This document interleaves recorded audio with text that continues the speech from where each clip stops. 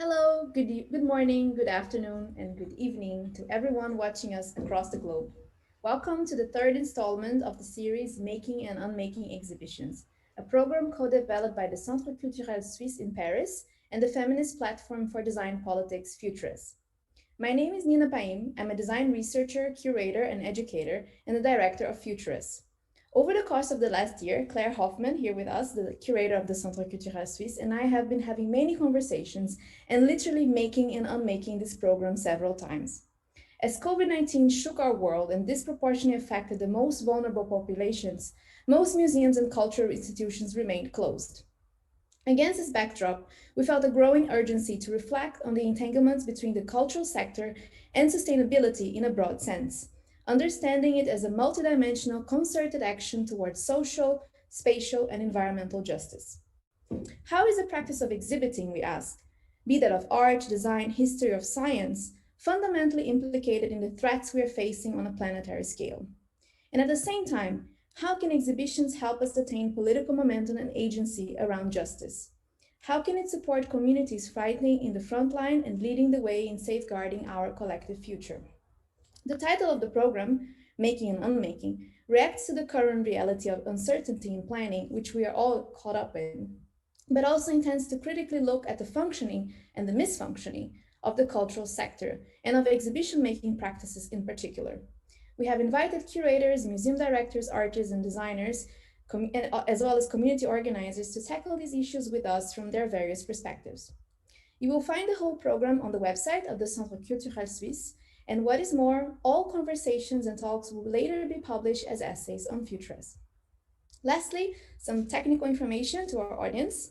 We hope this is a fruitful space for discussion, so please feel invited and welcome to interact, ask questions, and add comments through the chat on the right side of the Twitch channel. You can write all your questions there. All you need is to create a Twitch login, and it literally just takes 2 minutes. You can be done anonymously. So I would like to invite Claire Hoffman to introduce our wonderful speaker for tonight. Thank you, Nina. Yeah, I'm delighted to introduce you, Lucia Pietroiusti, tonight. Lucia Pietroiusti, you are a curator, mainly working outside the gallery walls, as you describe it yourself. So indeed, one of the projects which was recently very widely acclaimed was located on a beach, albeit an artificial one. The project Sun and Sea Marina was the Lithuanian pavilion at the Venice Biennale in 2019, which you curated and which won the Golden Lion for this project. So this contemporary opera is set on an artificial beach, restaged in various venues also over across Europe, and is sung on a melody of boredom and holidays, accompanied by the basso continuo of our strained relationship to the earth. And in fact, your practice has this sort of continuous thread as well, thinking and working on the relation between human and non-human entities, incorporating ecological questions into artistic projects, but also into our very thinking and working processes. So you have pointed out in an interview that if we want to work on ecological questions, these have to become actually our methods which we work with. So I'm really curious also to discover more about this tonight. You were the founding curator of the program General Ecology at the Serpentine Galleries in London, the first institution ever to install a program exclusively on ecology. This extended program takes the shape of live events, podcasts, symposia, publications, and an ongoing research and numerous collaborations. As I understood in your CV, there are a lot of collaborations. This seems to be a format that you appreciate.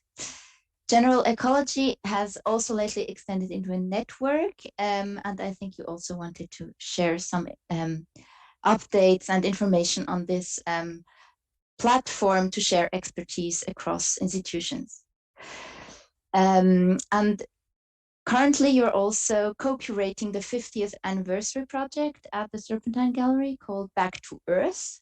an effort to think about the possibilities to be on Earth and stay on Earth, rather than investing and investigating into escape fantasies. So this project is dedicated to the environment and invites more than 60 artists to develop artworks and programs, and awaiting the possibility to launch a physical exhibition. As I understood, there will be one. So up to now, there is already a very dense program of podcasts online, which seems also to be an ongoing thing where you can also already delve into the contents. And you have also been named co-curator of the Shanghai Biennale, together with Marina Otero Verzier, Filipa Ramos, Yumi, and Andres Charque, on the topic of water. And for next year, 22-23, you're collaborating with James Bridle on a project in Helsinki, on the Helsinki Festival, about focusing more on artificial intelligence and more than human entities. So I don't want to keep us longer, but would like to invite Lucia to share your presentation with us. Thank you so much for being with us tonight. Thank you so much for having me. Can I just double check that what you can see is a PowerPoint and not my, great, and not my notes. Thank you so much, of course, to the Centre Culturel Suisse, to Claire and to Nina for having me, to Lola and Margot, for having me also in the context of this beautiful and necessary series. And hello to you all, and thank you so much for being here with me today. So as Claire said, my name is Lucia, and I am a curator, although I do very little curating in gallery spaces, but I do work at the intersection of art and ecology. And I think I will begin where I tend to often begin, which is with a few words about method and purpose, beginning by a very brief passage from a documentary called L'Isola Analogica from 2007. This documentary follows the strange and mysterious legends that surround the Italian island of Alicudi in the Aeolian archipelago. And you can see here, you can't even see the dot. Alicudi is quite a small island. Marked by repeated and historically documented outbreaks of the ergot fungus on the local yield of rye. The documentary speculates on a connection between the psychedelic properties of the fungus and the florid and very unique mythologies and belief systems that exist on the island and nowhere else. And I owe this piece of research to artist Taishani, whose work, the neon hieroglyph, even imagines a feminist history of ergot in relation to the history of witches. Now, two key figures emerge in the tradition of Alicudi.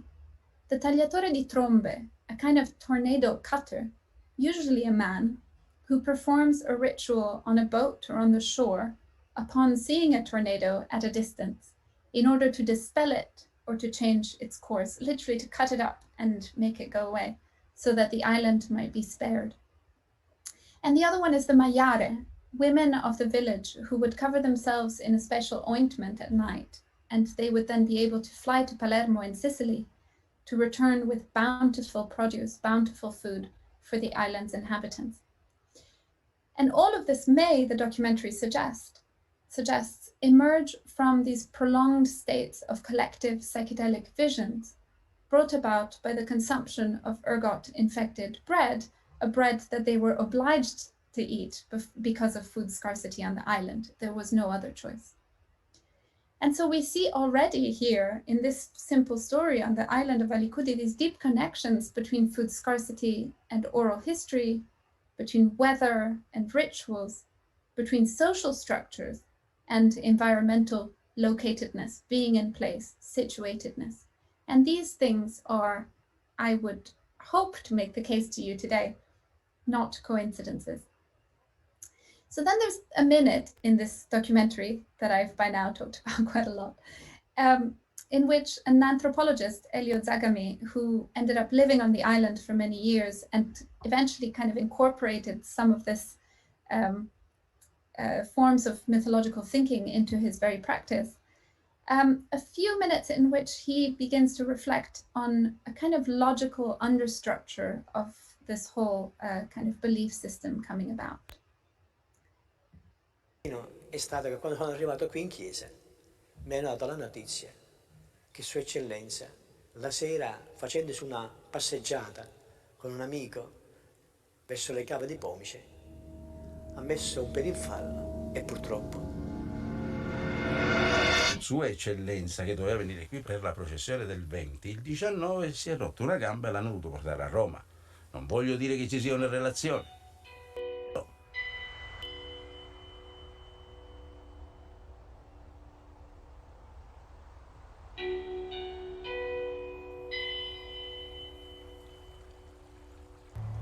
Loro non seguono la logica tradizionale, ma seguono un'altra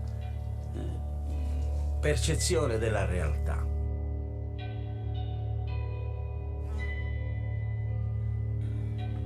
Col tempo ho capito che questa percezione della realtà era un approccio analogico, non logico.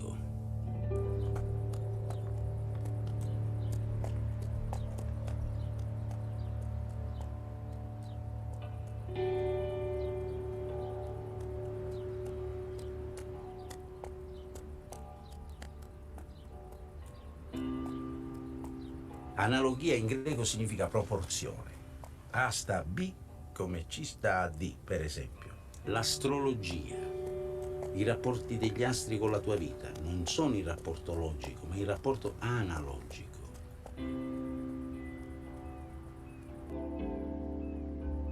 Solo una sensibilità analogica ti può portare a credere che il fatto che una statua, anziché stare da una parte, sta dall'altra, crei una cosa come il non piovere. Normalmente qui piove il 24 per la festa di San Bartolo, non è piovuto ieri, ma adesso tra poco ci facciamo il bagno. Right, that's probably plenty.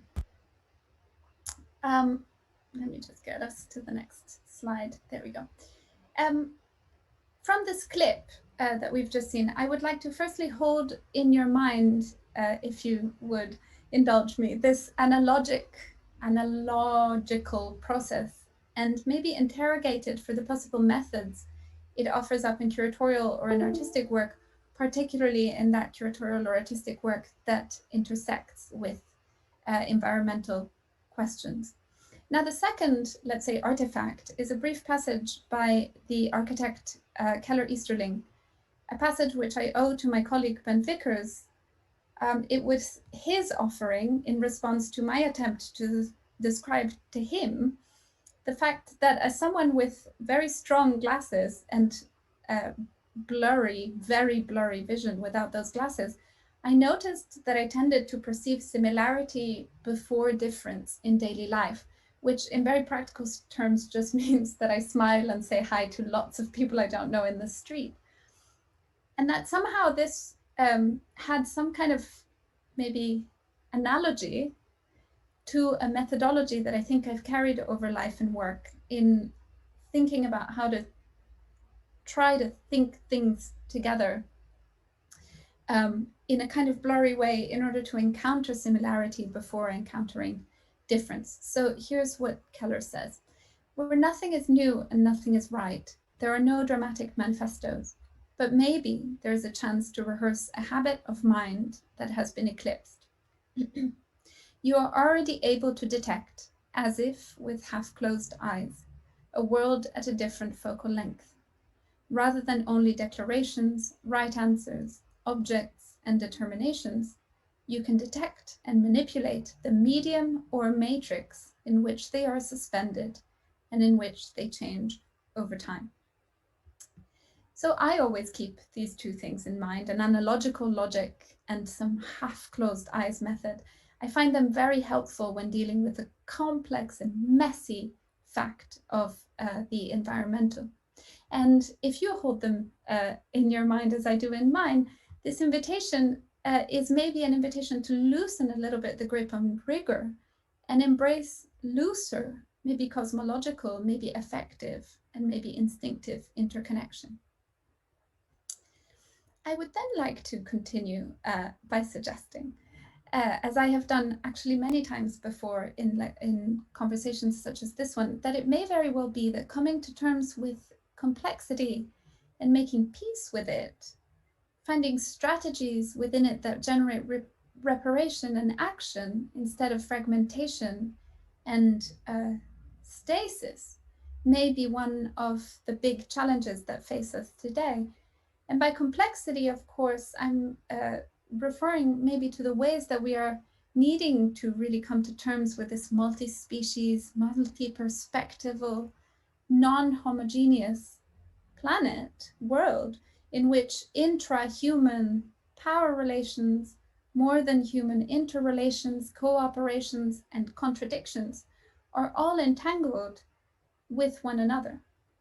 So pick up one thread, for example, biodiversity loss, and you'll end up engaging with myriads of knowledges and forms of oppressions, from the brutal practices of extractivism in those very biodiverse environments, to the crucial and fundamental question of Indigenous rights, reparations, and sovereignty, all the way to how that sovereignty can oftentimes articulate itself in more than human assemblages between persons, be they humans, reindeers, tornadoes, potatoes, or mountains, which then maybe suggests the possibility, which maybe materialist science kind of hates, that consciousness itself may be a more than human thing, and I hope to be able to return to this. So the suggestion I want to make here is that a big mistake was made in the separation, likely dating back to Western Enlightenment, between those practices that belong to the analog in the terms used by Elio Zagami, and those others that instead follow materialist logic and are inscribed as knowledge on what we call technology, methods to inscribe knowledge. And that this event, this split, is absolutely contingent. It's not, well, is contingent. It's absolutely not absolute. And it's ultimately connected with the current dysphoric relationship that we have with the environment, with the current regime of environmental catastrophe and social injustice that we find ourselves in. So,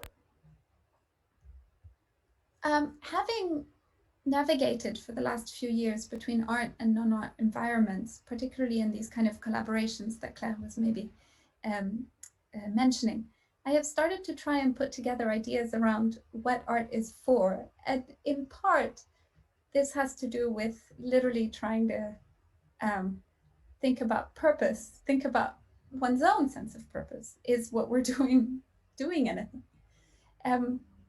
What art is for, but also what is art perceived to be for by those, let's say, peers and allies and collaborators on working within the environmental context, but maybe not within the artistic context. But also what can art do, and how can it focus its efforts towards environmental responsibility? And as a consequence of that, how can then the institutions that support and platform art focus their efforts towards environmental responsibility as well? So this is, I'm about to like break it down in a really maybe over a naive way, I don't know. So the first one that I could come up with was, and that I hear a lot, particularly from climate scientists, from NGOs dealing with environmental crisis, environmental justice, is that art can touch people's souls better than data can. And this version of art, of course, works on various levels. When we're looking at, for example, public engagement or public dissemination, we ask the question, how many people can we read? When we think about some way of simplifying the complex, simplifying complex data into sort of sensible, perceptible things, we might ask questions about how much does this artwork or this kind of piece of cultural artifact contribute to that kind of what's called public understanding.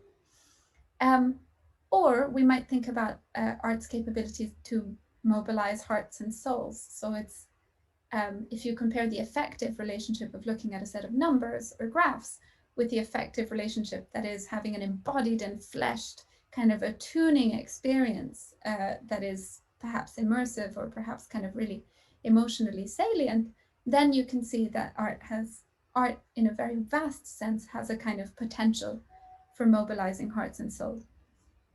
Now, I was trying to think about a couple of examples. Of course, the first that came to mind is the one that's very close to me. I would argue and suggest that the performance part of the project that was Sun and Sea Marina at the Venice Biennale in 2019 was doing precisely a combination of those things. So Claire has described it beautifully, so I won't do it now, but it's an opera performance, and there's this kind of thinly veiled anxiety around the climate crisis, and yet very manifest ignoring of it or somehow inaction. The piece wasn't intended to be an accusation, but a lot of the reactions that we noticed from the public were reactions that were very intensely emotional, reactions that had to do with the kind of what's referred to as the oceanic feeling, some kind of feeling of something really much bigger than us, much longer than us, much deeper than us. And being faced with this kind of cognitive almost impossibility and our own kind of responsibility, or in some way implication in that crisis. Of course, the work of Sun and Sea Marina went together with a number of activities that we did on the territory that might enter more within a few of the other, let's say, chapters of this part of this talk, which we can get to or not get to later. But let's say that the performance part might fit within this. And maybe the example that I get quoted most often from, let's say, art admirers in the environmental field is, of course, Ice Watch, these melting glaciers that are in some way sensitizing the public to the melting of the ice caps. Another one, perhaps, art as a form of grassroots resistance and self-organization. And I've put it second in kind of a random order, because I kind of think that this is not quite as self-evident as a second place might warrant. But I was thinking about Caribbean Film Collective and the ways in which the film collective is itself a project. It is a organization of over 30 members, all of them bar one Aboriginal Indigenous Australians from the Northern Territory, who self-organize into an media art and film collective in order to resist the violence and erasure of settler colonialism in the territory, and in order to reclaim certain parts of the land and certain forms of identity that had been cleaved by the settler colonial logic of separated people and place. So in a sense, Caribbean Film Collective make films that we might show or see in other contexts, but the very making of the film itself is a form of grassroots resistance and fits within a much larger project around self-empowerment and self-organization. Then there's, let's say, art as a prototype. And this is an interesting one because it addresses oftentimes when we work within the arts, we feel all like we're stuck in boundaries and we're stuck in things that we're supposed to do and so on. But actually, there's an enormous amount of freedom when you compare it to scientific research or when you compare it to so many other worlds. And that means that a lot of artists who are interested in things like systems change or environmental change or have been able to kind of test stuff out within an artistic context because of the fact that it retains some kind of the autonomy from the boundaries of the idea of output, meaning then that it can be much more playful with how it sets itself tasks. It can be differently resourceful in terms of how and where funding can come from, and it can be allowed to fail. And to give you an example of a project that definitely does not and did not fail, I just wanted to mention a long-term collaborator, artist Fernando Garciadori, who with his very sprawling and very complex para-institutional organization inland is able to, let's say, leverage some of the funding and access and opportunities that are afforded by the art world to lend support towards pastoral cultures originally in the north of Spain, but actually now the activities are in many other ways. So you see this kind of prototypes are a little bit like systems, they're a little bit like organizations, but not quite. And they kind of leverage a few of the parameters that surround the kind of art environment in order to get to some kind of ulterior kind of situated, perhaps, outcome, and perhaps uncertain outcome as well. Then there's maybe art as worlding is maybe the more speculative end of this. So it might have something more to do with culture at large. Of course, here you see a film still instead of seeing a piece of visual artwork. I really, even though I probably haven't made that much of a case for this in this in this talk, I really tend to think about art in a really vast way, including kind of mythology and poetry and some forms of spirituality outside of organized religions, perhaps, and visual arts and music and all kinds of things. But let's say that in this general bracket, one would imagine perhaps more things about how do these cultural artifacts participate in shaping the minds of the future through culture at large. How do we speculate? How do we dream? What visions do we bring? We can think about the science fiction genre of solar punk, for example. We can think of Taishani's research on a kind of radical feminist history of these witches of Ali Khudi, if we go back to that example. And I'm reminded here of another conversation I had with my colleague Ben Vickers, who shall be quoted a lot today for some reason, in which we kind of discussed, we tried to discuss whether science fiction predicted the way that technology, or the shape that technology would take today a few decades back, or whether in fact, which is an intuition that I think we probably, many of us share, whether in fact it participates in influencing a number of perhaps young and influenceable minds who then end up being the people that have to design these things, or that want to design these things and try to, right? So that the shape of our tablet might actually have been the dream in a very young person watching a science fiction movie or reading a piece of science fiction. So the question is, what do we put in those speculative stories in order to participate in that conversation with future generations, I suppose. So that could be another.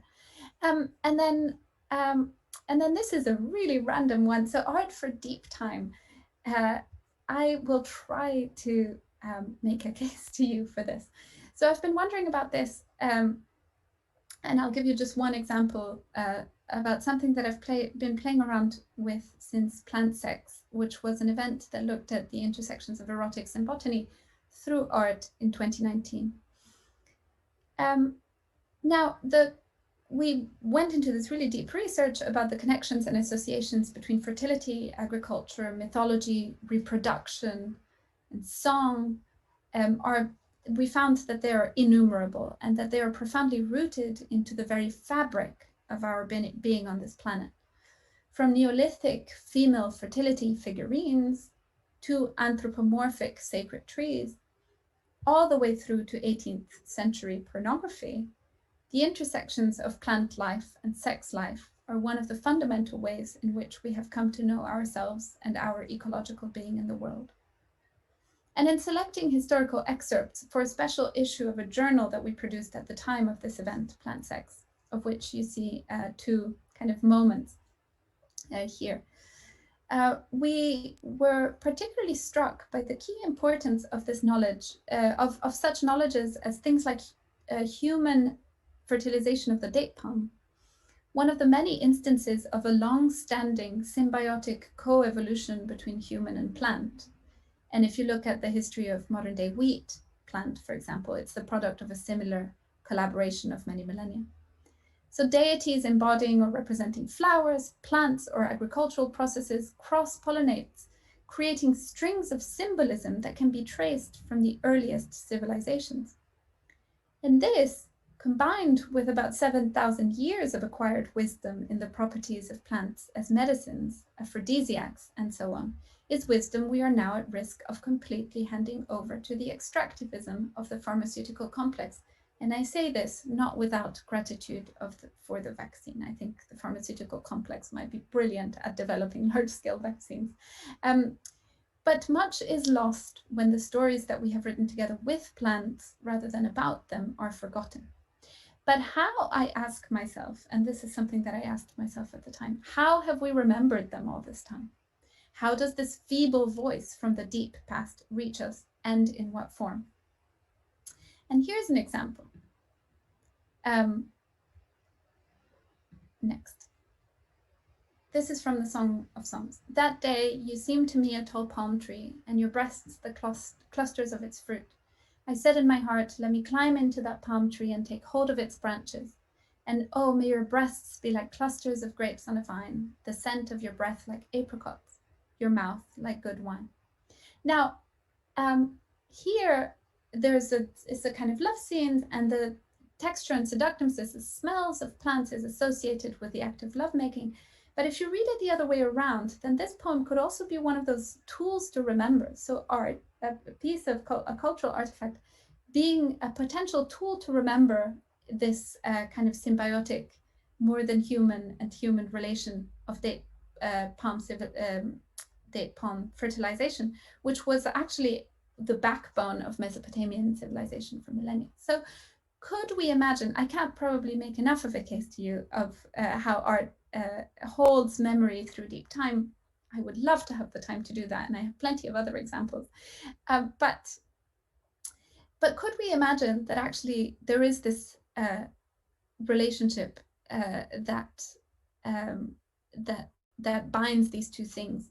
The abstraction that emerges over time as a way of remembering, the story, the song, the piece of art, the poem, and the material physical actuality that we experience phenomenologically as we experience the season, the growth of plants, disturbances in the climate. So, and an image of date palm fertilization for you. So how do we translate this to a few projects? How did this translate into a few projects that I've been working on over the last years?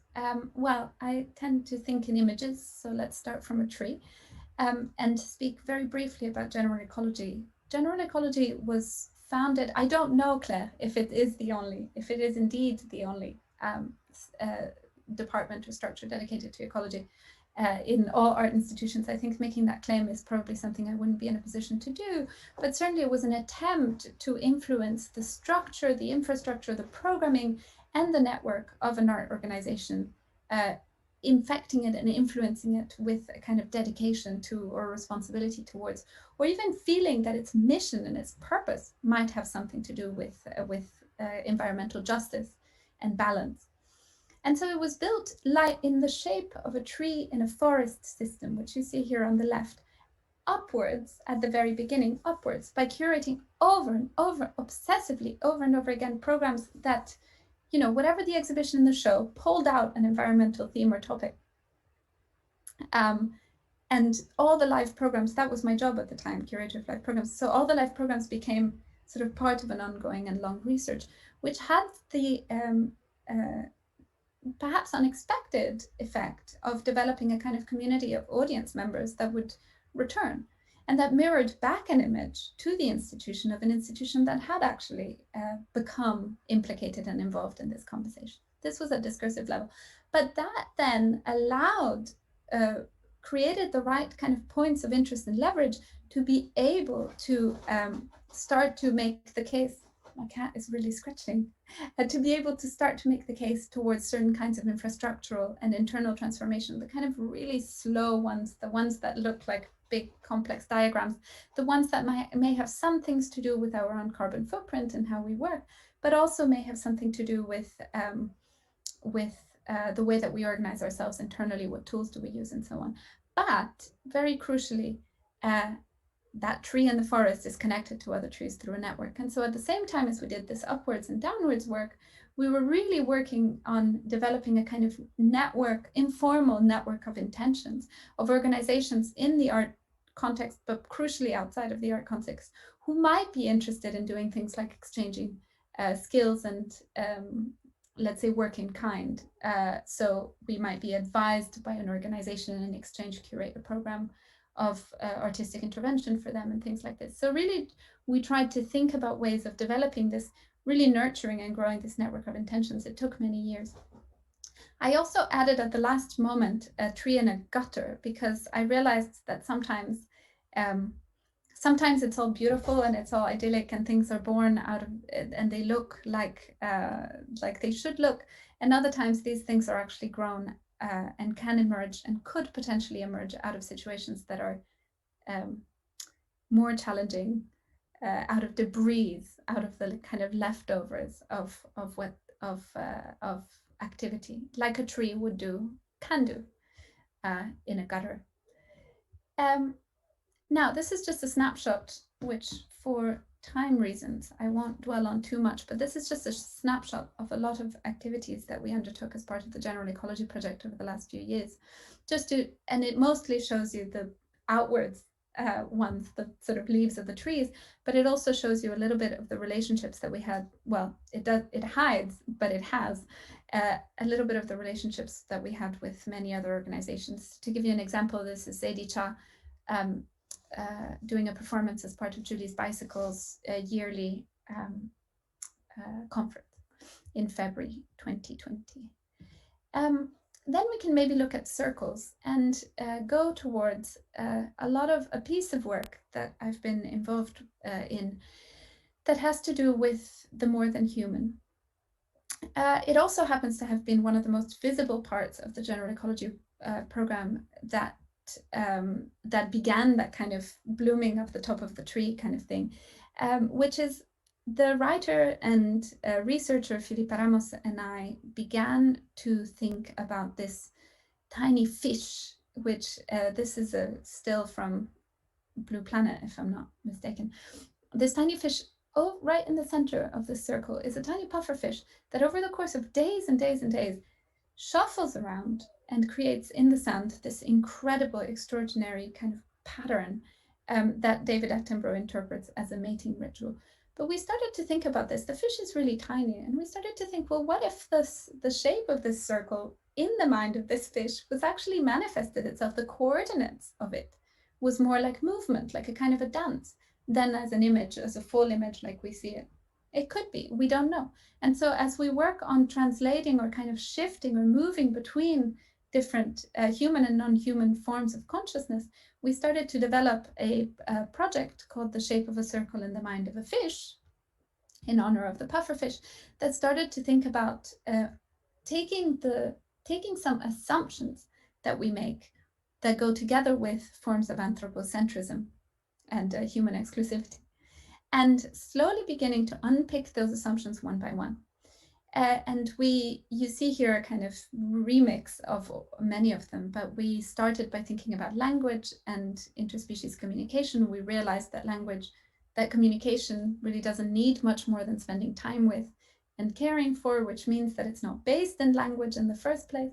We then went on to think about individuality with the second event, which was called We Have Never Been One, where we realized that actually even when we say I, we don't really know what we mean, and we're this kind of mess of different collaborating and sometimes not collaborating entities and life forms, and that and that at the same time we could think about the Gaia theory and a planetary organism. Then we went to think about consciousness and intelligence of plants. And then for the last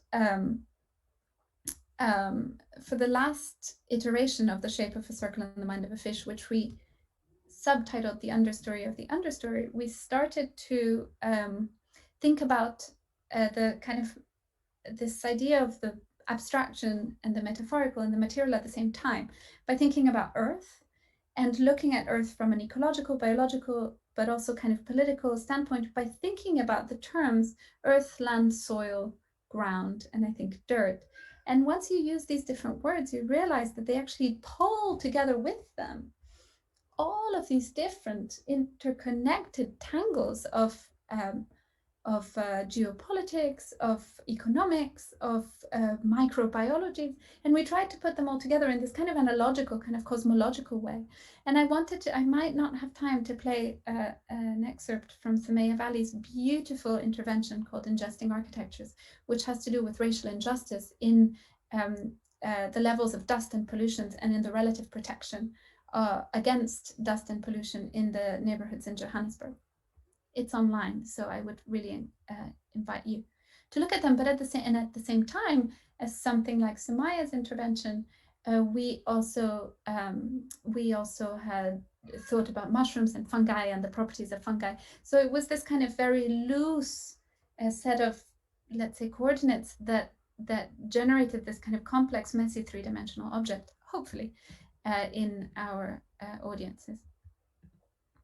And then this developed into, is developing into a book. And on the side, we also worked on a book a reader that put together some kind of fundamental texts and thinkers around the more than human.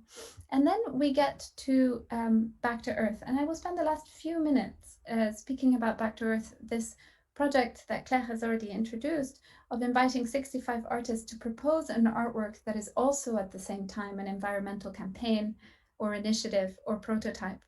And we tried to think about these artworks, these interventions on a kind of map. This was our first attempt, again, thanks to Ben Vickers, of thinking about, well, what are they trying to do? Are they trying to go towards audience, towards the visibility of a particular issue or the transformation of a particular system?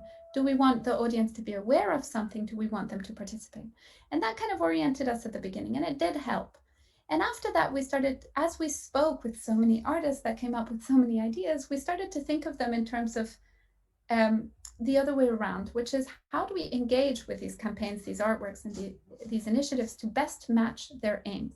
Who do we bring on board to work with us? Who do we try to kind of place this artwork or this initiative into? And what does success look like? And we started to think about these key terms: publics, systems, places, and speculations. And I will whiz through them all.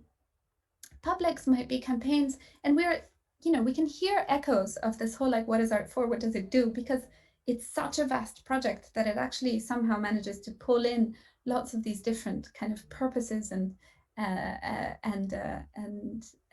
potentials. So public campaigns that aim to raise public awareness, and our measures of success might be something like audience numbers reached, or the global spread, or feedback, or even follow-up actions such as donating.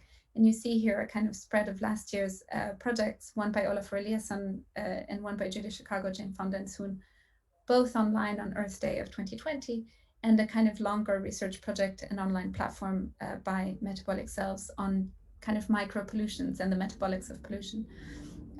Recently, we've worked with We Present on a collaboration that features behind the scenes looks at Back to Earth, the development of Back to Earth artworks, with the artists that you see at the top. But We Present and the Serpentine joined together so that each one of the invited artists could select a non-profit that they would invite the public to contribute and donate to.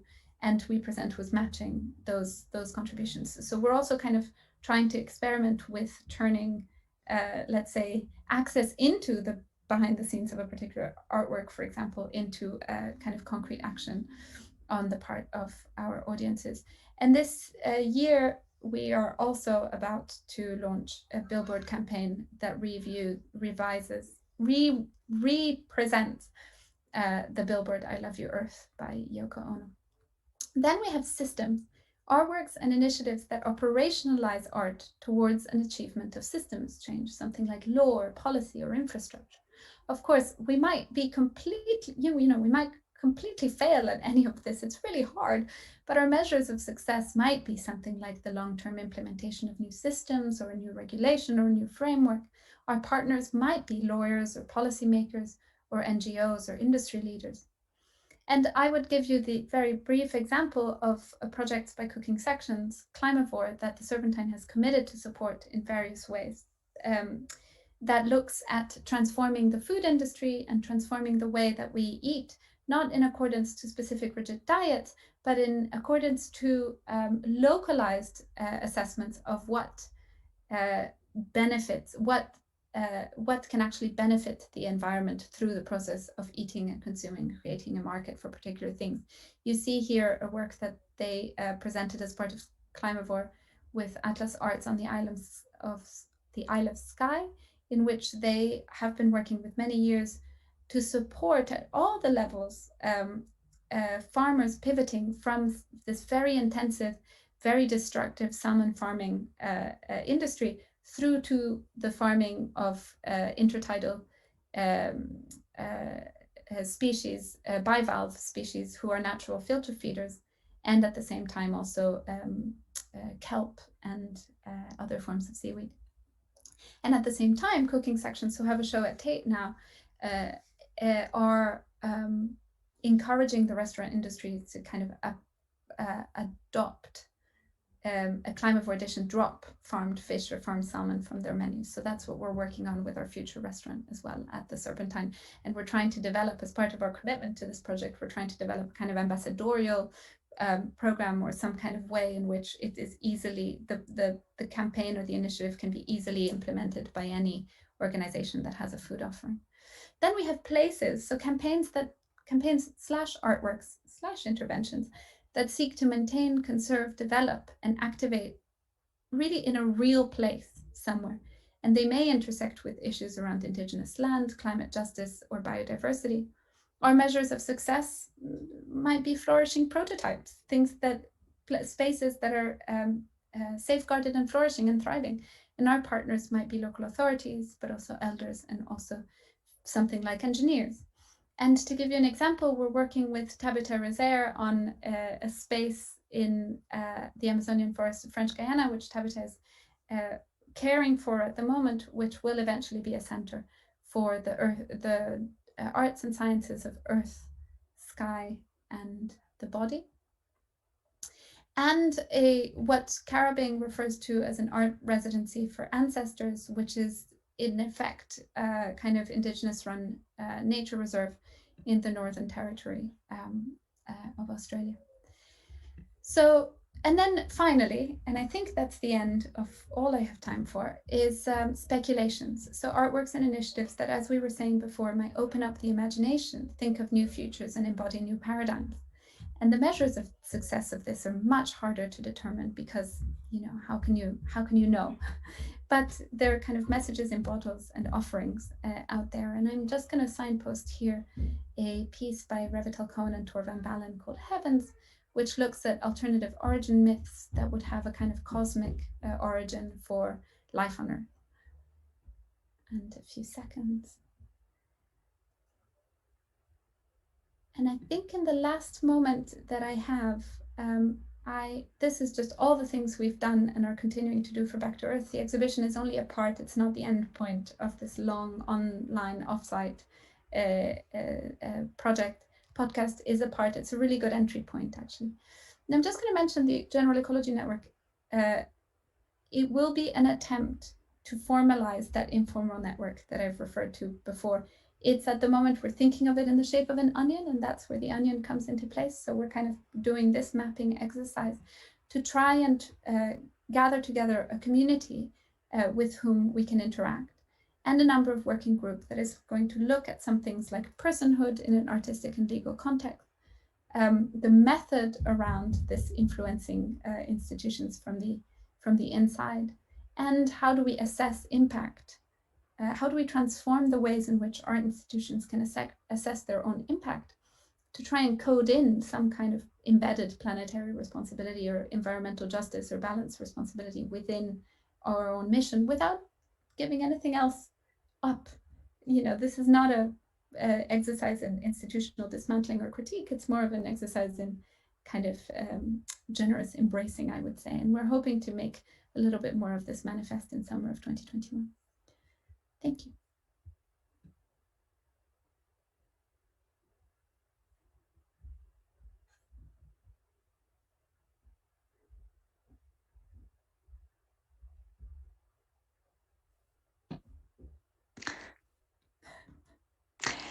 Wow, thank you so much, Lucia. that was a nice travel that you gave us through all these projects and these artists' thoughts and ecologies and under the sea, and wow, that was very lush and beautiful. Thank you so much. And I actually was also very touched that you embarked on this, what is art for? This really big question, and that you share these thoughts with us, and that we are allowed to think in this direction, and to also yeah, like voice these capabilities of art in not in the service, but in sort of in joining these efforts.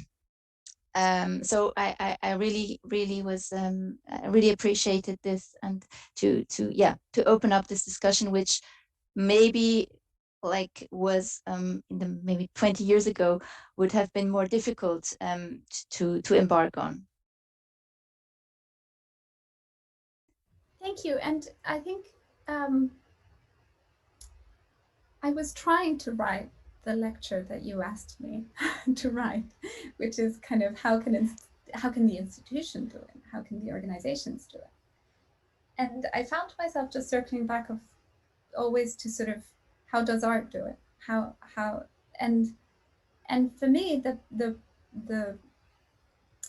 the activity has always been and continues to be incredibly adherent to the needs of a particular project, and to adapt everything kind of infrastructurally to make that possible. So to shape shift an institution in as much as that is possible to the needs of that particular project, in order for the question of what can the institution be or do or need to be a self-evident outpouring from the question of what can the artwork or the artist do or be or should. Which sounds really abstract, but actually when you're dealing with the practicalities of those things, it's not as abstract as it sounds. And it's not as hard.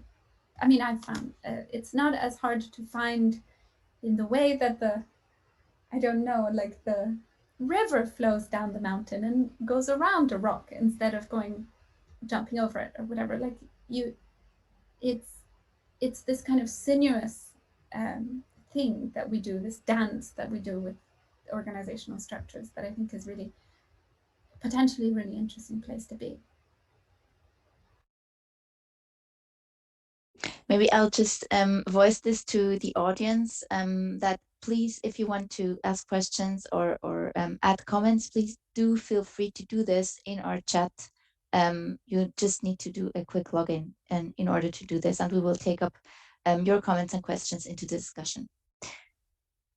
I also wanted to say from my side, thank you so much. It's this kind of like really beautifully imagetic presentation, and I feel like my head is still really bubbling. There's so many points that I want to somehow take, and I think so it's kind of hard to like formulate a point for a conversation, but I was really thinking about one of the things that really resonated with me was this notion of art for deep time, especially in the time that we are now, where sometimes it seems like time is standing still. Like I can speak for myself. I've been working from home, like every day is the same, and I feel like the time that we are in right now is kind of shifting our perception of time or how we deal with time. And I was wondering about how this current moment maybe has affected or activated this interest for pursuing those kinds of stories.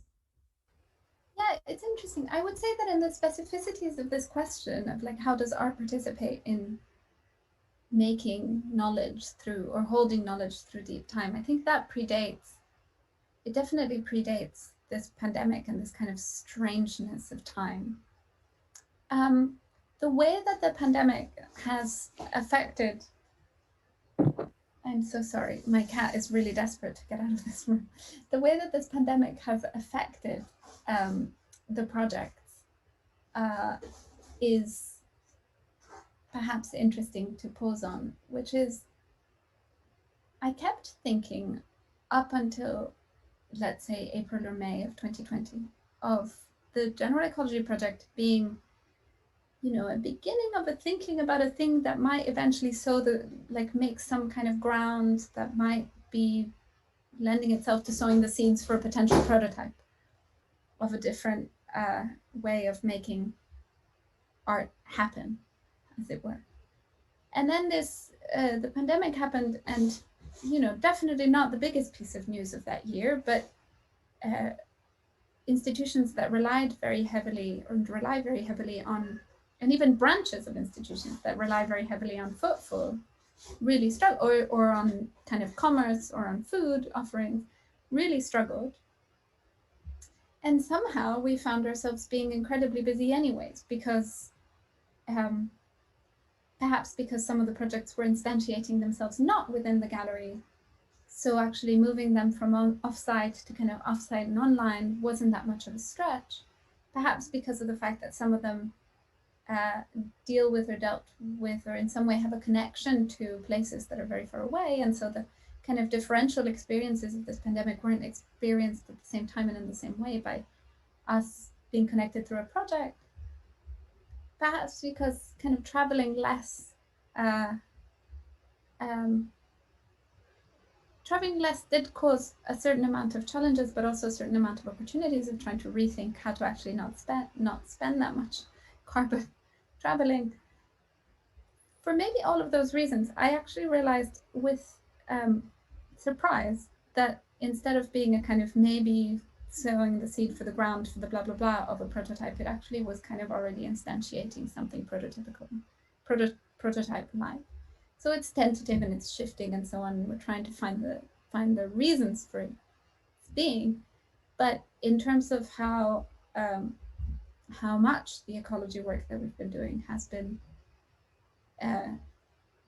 continuing to emerge at an institutional level, I think it relates to this distributed and not very gallery-centric way of working. Sorry, I deflected your question into another answer.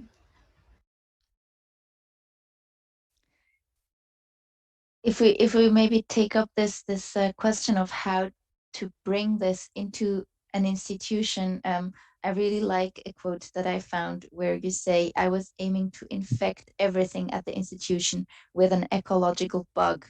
So I really was wondering, how did you bring in this species, and especially how did this bug survive? Because there are like pest exterminators around the corner, pesticides sprayed into dark corners also behind your back. So I was wondering, how does this process actually take place and take roots in an institution quite concretely? So the first thing that I'm going to say is that quote's going to follow me forever, because it was definitely spoken before there was a genuine virus around. So the viral method could still be sort of borrowed as a metaphor, and probably not so much anymore. But from the point of view of like this, I completely sort of feel you and sense you when you say this, like, how does it survive and resist? And I think it's, first of all, we don't know if it will, right? I mean, the hope is that it does. Time will tell. It might just be something that lasts for a certain amount of time, and then when the people that are working on it go. I don't think so. I think that the Serpentine has made an absolutely firm commitment to ecology, community, and technology over the next few years.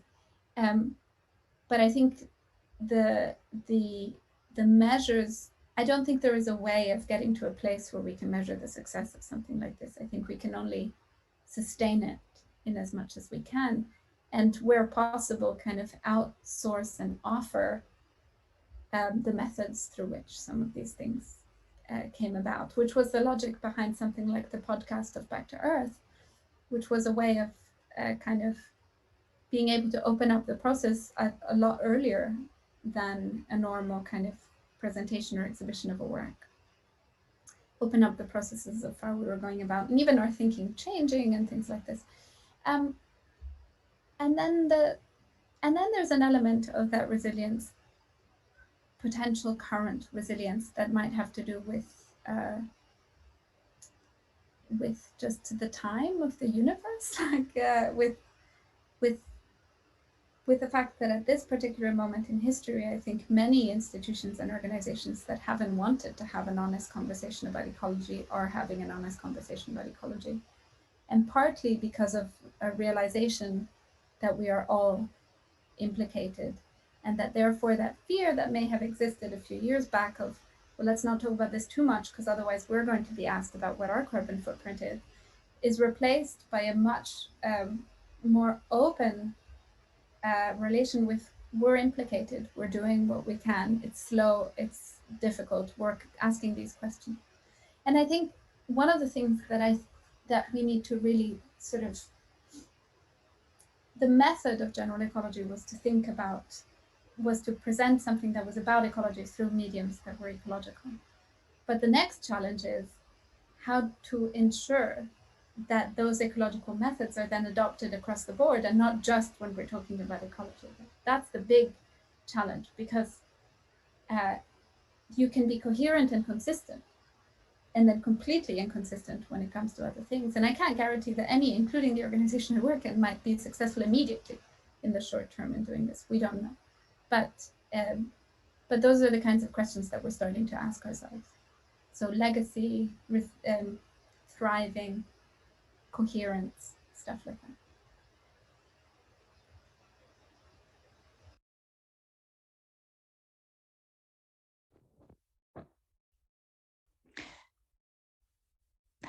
Maybe one more, like if I can jump on this, and I really like this aspect that you stress so much, that through we really need to think through art, and the importance of myth making and these narratives, and rather than going through the killjoy method, which is important as well, as we know, but maybe jump on another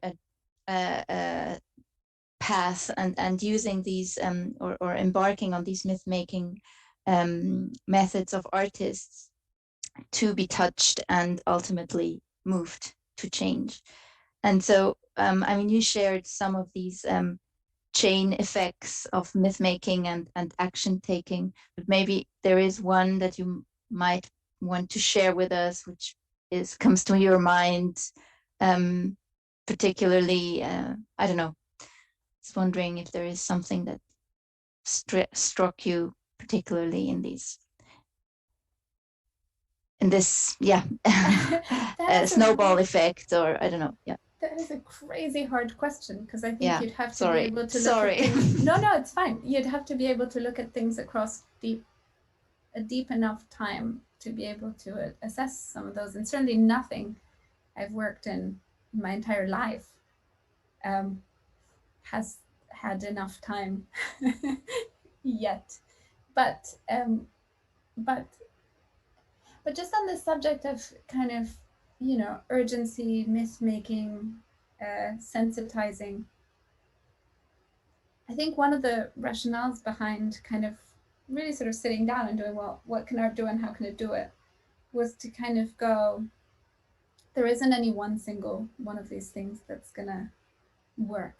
There isn't any single one of anything that's gonna work, quote, work, whatever work means. There's just this like multiplicity of swarming attempts at responding in situated ways, and in hopeful and in active ways to a present, with the set of skills and knowledges that we bring to that. And that those things, it might trouble, in the Donna Haraway sense, might exist with these kind of emergent little, the living with the trouble might be sort of participating in these emergent little kind of bubbles of something, and time will tell. And I say this not in a kind of like we can sit back and we feel good about ourselves and we feel good about the entire environment and time will tell. No. I think it's a question that we can interrogate ourselves with and investigate within ourselves constantly. Not only the environmental question, the justice question, like a lot of questions are questions that we renegotiate constantly because we're implicated. Yeah, it's a cop-out away from your question.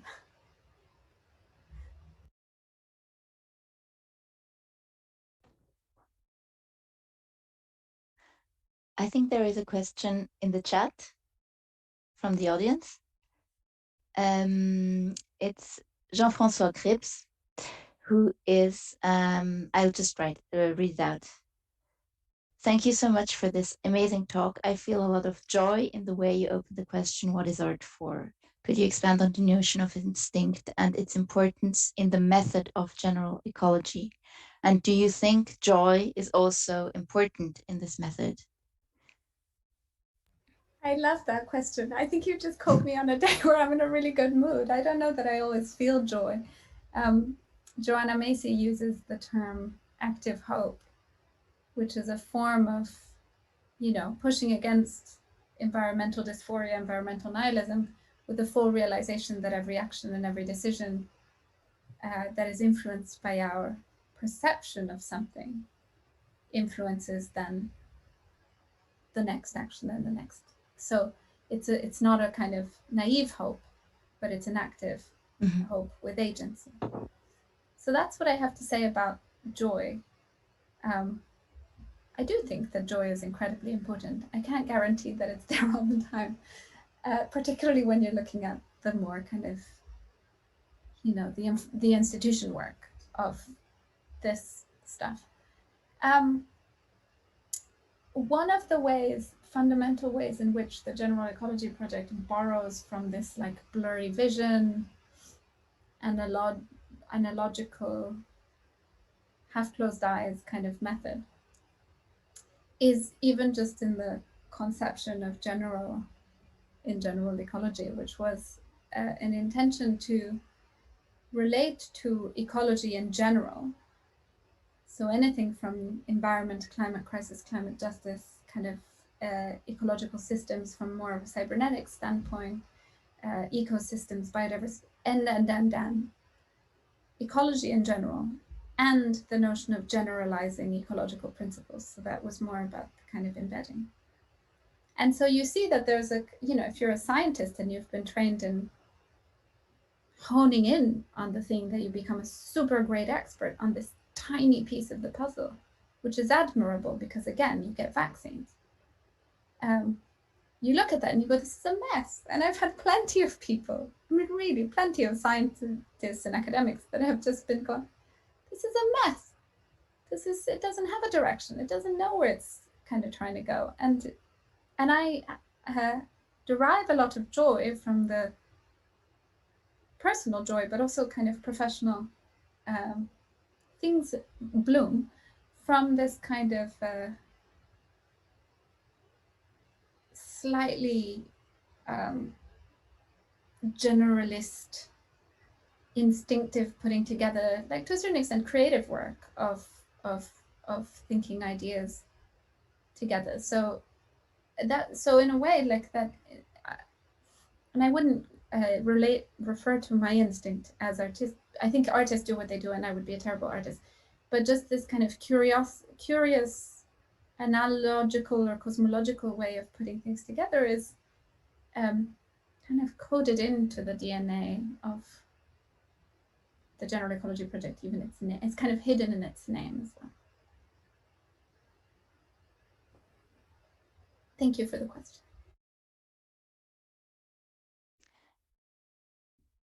I think what you just mentioned, this joy of bringing in elements that you learned from scientists or from observing nature into your work practices, or just this example that you brought in your phenomenology of everyday life, how you perceive the world, and that this becomes a method. It's quite impressive, and I really like also this idea to take these metaphors seriously, and see what it where it leads to if you take them so seriously. And so in this new project you're working on in this team on the Shanghai Biennale about the bodies of water and thinking of fluidity. I was wondering, how do you bring this in your team and in thinking of this project and in building it? You mean specifically in relation to how bodies of water as a metaphor influenced the method? Shanghai was a challenge in the fact that its timing was so affected by the pandemic. But we already had an intention of turning a little bit the logic of it inside out to begin with. And that was in a huge part influenced by this notion of fluidity.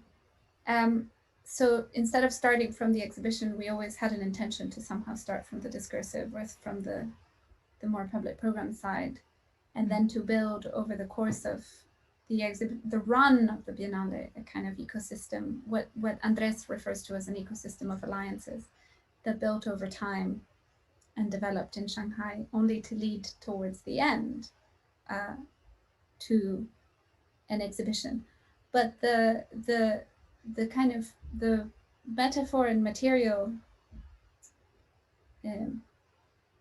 cake that was baked in the, let's say, the assemblage of artworks and interventions of the Shanghai Biennale had to do with this idea of sort of being able to think of bodies of water both in a kind of planetary sense as and that brings taking seriously the notion of a body of water, both when we think about kind of how our bodies are so fundamentally constituted in water, and how all of the kind of interactions that we have in the imaginary, but also in reality, with fluidity, with questions around fluidity, questions around infection, that was not that emerged way before the pandemic.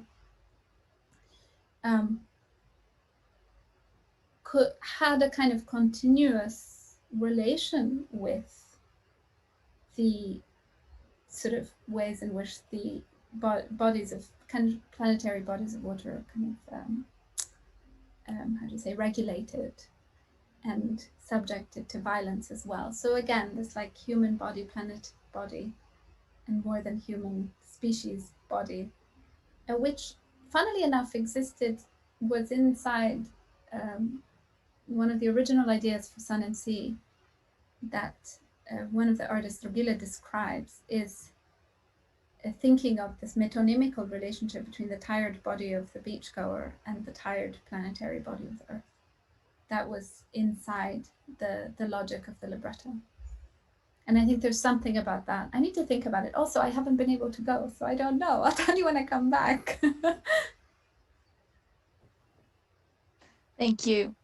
Yeah, let's hope that you can travel to go there and experience all this also, because that was another question about this extensive, very rich podcast series, which somehow takes so much space now, but then still there is this need to experience art physically, and I think we all are thriving and very thirsty for this.